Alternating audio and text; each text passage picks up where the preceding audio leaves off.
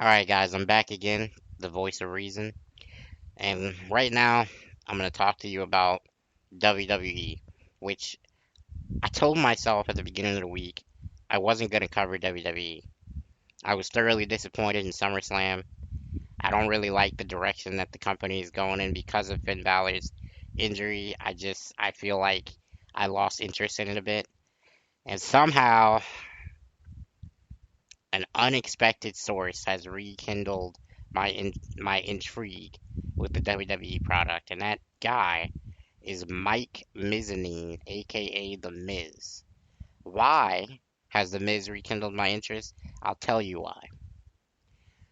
The Miz and Daniel Bryan were on a WWE Network exclusive show called Talking Smack, which airs every Tuesday after SmackDown. The Miz was called a coward for his wrestling style by Daniel Bryan.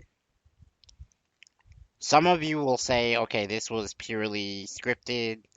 This is what was supposed to happen. But the way The Miz reacted to that comment, the way Daniel Bryan reacted to what The Miz said, was very interesting. I don't know if that was necessarily part of the script. I'll break down the promo for you right now. After Daniel Bryan called The Miz a coward, The Miz told Daniel Bryan in no uncertain terms that he, being Daniel Bryan, was the coward, stating that he promised all of his fans that he would come back, reclaim the Intercontinental Championship, and defend it again. He was never able to do that. The reason why is because Daniel Bryan is out of action with a neck injury and severe concussions, which have piled up and robbed him of his career a bit earlier than he would have anticipated. Now, The Miz went on to say that if he wasn't a coward, if he truly wanted to wrestle, then he would quit the company and the large sum of money that he's getting from WWE and go back and wrestle on the independent scene. Go back to those bingo clubs and those alleyways that he was used to wrestling at before the WWE changed his life. You know, I feel like there's some truth to that. I feel like if Daniel Bryan was true to his word and wanted to wrestle at any costs, why doesn't he quit WWE? Why doesn't he say, I want out of my contract? I want you to let me do what I love to do. The fact is that Daniel Bryan is like many of us, myself included. He realizes he's getting paid a lot of money for a job that's not very hard now. He doesn't have to hurt himself. He doesn't have to dive off of top ropes to entertain people. He comes out once in a while, says a few phrases, people chant yes for him, and he gets paid a lot of money. It's a great deal. Who would give that up? The point that The Miz was making with the promo, whether it was a work, whether it was a shoot, as they say, which is a reality based interview, I don't know. But I will tell you that The Miz dropped the best promo since the pipe bomb of CM Punk. I had recorded some of this, what I felt about it, as soon as I watched it. But I wanted to watch it 2 or 3 times so that I could actually fully delve into each and every line that was said and really tell you guys why it was significant, because I didn't truly grasp everything that Miz said to Daniel Bryan about if you really wanted to wrestle, you could quit the WWE, until I really thought about it and I realized that he's right. That if Daniel Bryan really only cared about wrestling, if he really only cared about his fans, then he would have quit. He would have given up the probable 6 figure, 7 figure contract that he had at WWE, and he would have tried to pursue wrestling on the independent scene. Granted, wouldn't have been for near as much money. Granted, not millions and millions of people would have seen him, but he would have been able to get out there and do what he loves to do. Now, the funny thing is the more I thought about this, and whether it was a work or a shoot, I commend the WWE for making me think as a fan about what he said. The more I thought about it, the more I realized that Daniel Bryan is just like me, just like you, just like most people in his situation. He took the money. He said, I don't have to work that hard for this anymore, and I can enjoy my life. He's got a beautiful wife who we met in WWE. It's awesome. They want to start a family. He wants to be around for that family. He doesn't want to take the risk of being injured. I understand all this. I really do. But I think that whether it was a worker or a shoot, he shouldn't have used the words coward when talking about The Miz because, frankly, I don't think that every bit of the promo was scripted between the two, even if any of it was. And I think that using the word coward really triggered something in The Miz that I don't think even he expected because I've never seen him speak that passionately about something. Like he gets in there, he does his comedy routine, he has his fun, but that promo was dead serious. Good job, Miz. Nicely done. Hopefully this is, you know, a way to spark your career again. Because at one point you were the champ. At one point you were overcoming all the naysayers who said you're a guy from the real world, MTV, just a TV star who really tried to do something outside of being a pretty face on TV. And you know what? He's done a great job. He's been doing WWE for over 10 years. He's had a pretty good career, whether you want to admit it or not. The guy's lasted more than Daniel Bryan in WWE. Granted, Bryan, I guess his real name is Bryan Danielson. Bryan Danielson lasted on the independent scene for years, but he didn't last in the WWE ring for years. Well, obviously he did for a few, but not for a decade like he did in the independents. All right, now I'm going to talk to you guys about a pretty sad story of something that I came across. I think it was Thursday afternoon.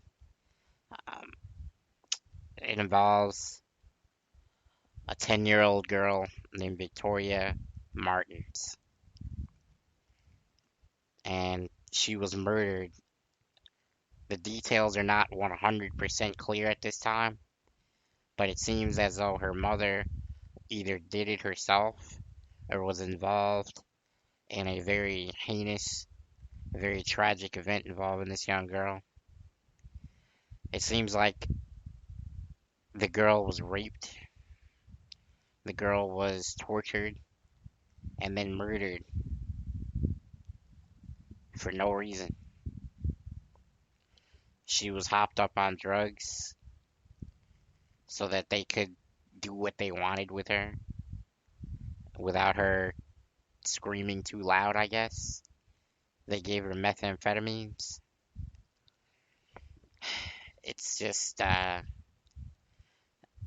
it's sad. The mother's name is Michelle Martens. They believe that the boyfriend sexually assaulted the young girl, and they also believe that the cousin of the boyfriend, who just got out of jail, had some involvement in the crime. Now, ordinarily I don't cover stories like this, but this one really spoke to me because I think that it goes to show a lot of people, no family is perfect. Everyone has gripes about their family.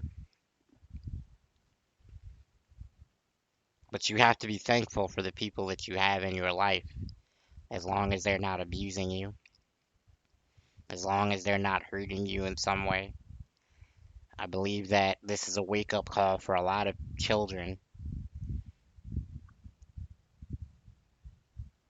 Don't judge your parents negatively for the decisions that they make because you don't know the pressure that's involved in being a parent as a young person.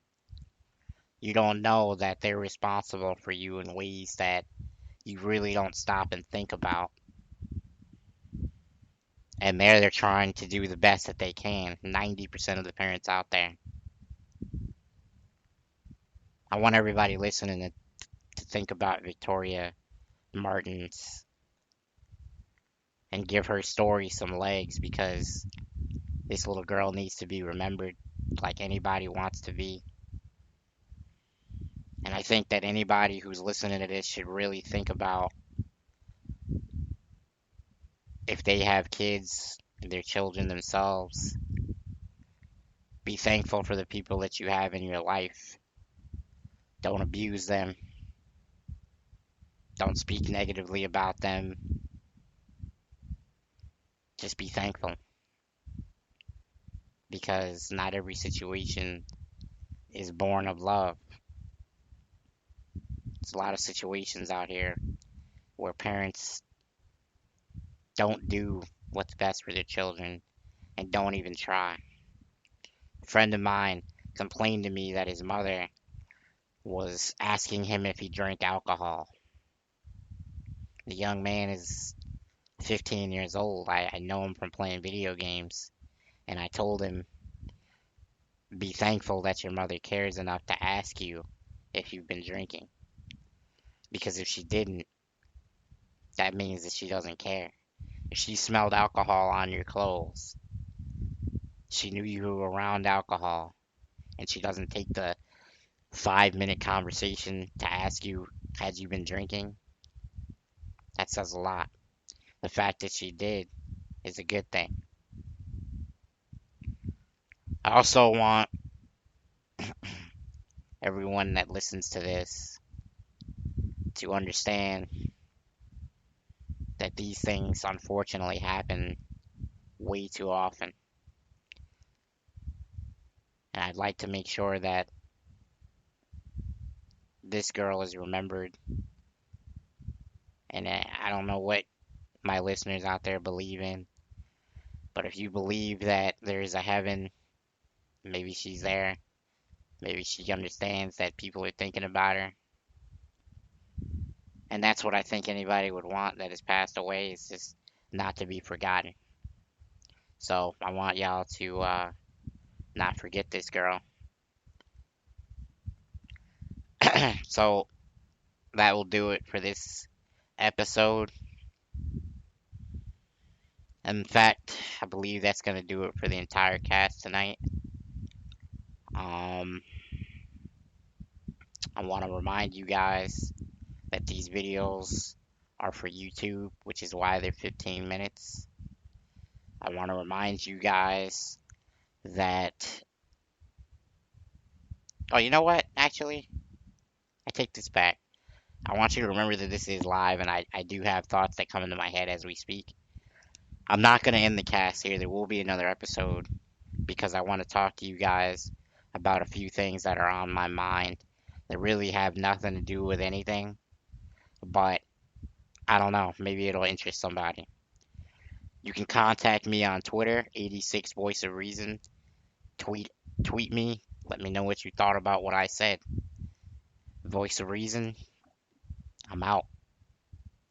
See you in a few minutes.